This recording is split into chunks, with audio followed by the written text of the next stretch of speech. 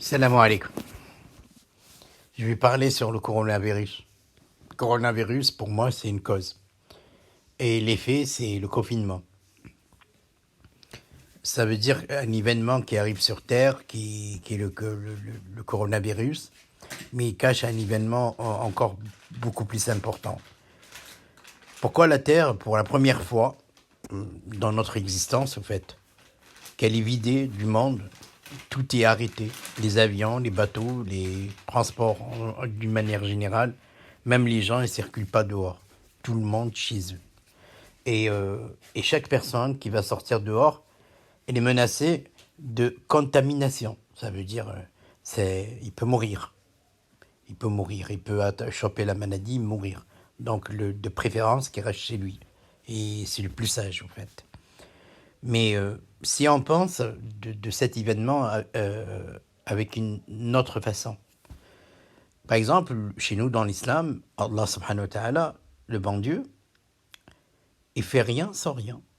Ça veut dire qu'il n'y a pas un événement sans un autre événement qui se cache derrière. Donc, pourquoi Allah subhanahu wa ta'ala, il a fait rentrer tout le monde chez eux? C'est pas pour rien. Donc, il y a un événement qui se prépare. Et à mon humble avis, à ma pensée personnelle, il y a quelque chose de majeur qui va se passer. Parce qu'au point que tout le monde, et au point que tout le monde est chez eux, ça veut dire quoi?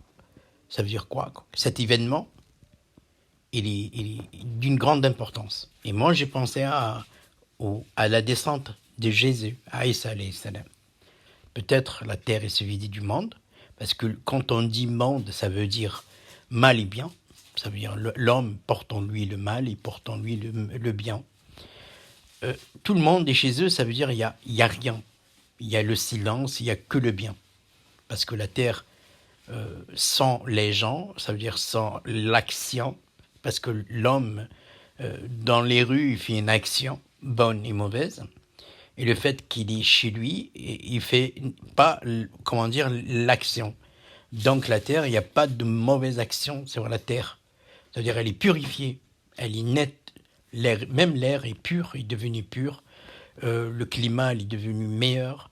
La qualité de l'extérieur, quoi, elle est complètement changée, quoi. J'ai jamais vu la terre de cette manière, quoi. L'extérieur, de cette manière, elle est tellement pure. Et oui, le mot pur, ça rappelle qui? Ça rappelle le pur appelle au pur. C'est qui le pur? C'est Jésus, Isa alayhi salam qui va arriver. Donc Isa, c'est l'âme. Allah subhanahu wa ta'ala, qu'est-ce qu'il dit sur Isa dans le Coran? Il dit Ruhul Qudus. Et dans d'autres versets, il dit Ruhullah. Ça veut dire c'est Isa, il est rempli d'esprit. Ça veut dire esprit de saint. Ça veut dire un esprit très très bon, pur. Et le fait qu'il va descendre sur terre, ça veut dire la terre, elle commune avec lui. Ça veut dire il l'accueille dans la pureté parce que lui, elle est pure. Ruhul Qudus.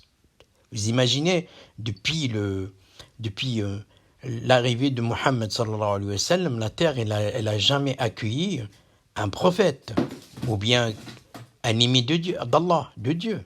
Non. Et actuellement, je pense la terre, elle est en train d'accueillir un homme proche de Dieu. C'est Isa alayhi salam, pur, d'une grande pureté. Et c'est ça que l'événement qui va arriver bientôt. À mon humble avis, on va sortir et on va entendre que Isa, il est parmi nous. Alayhi salam. Voilà, wa salam alaikum.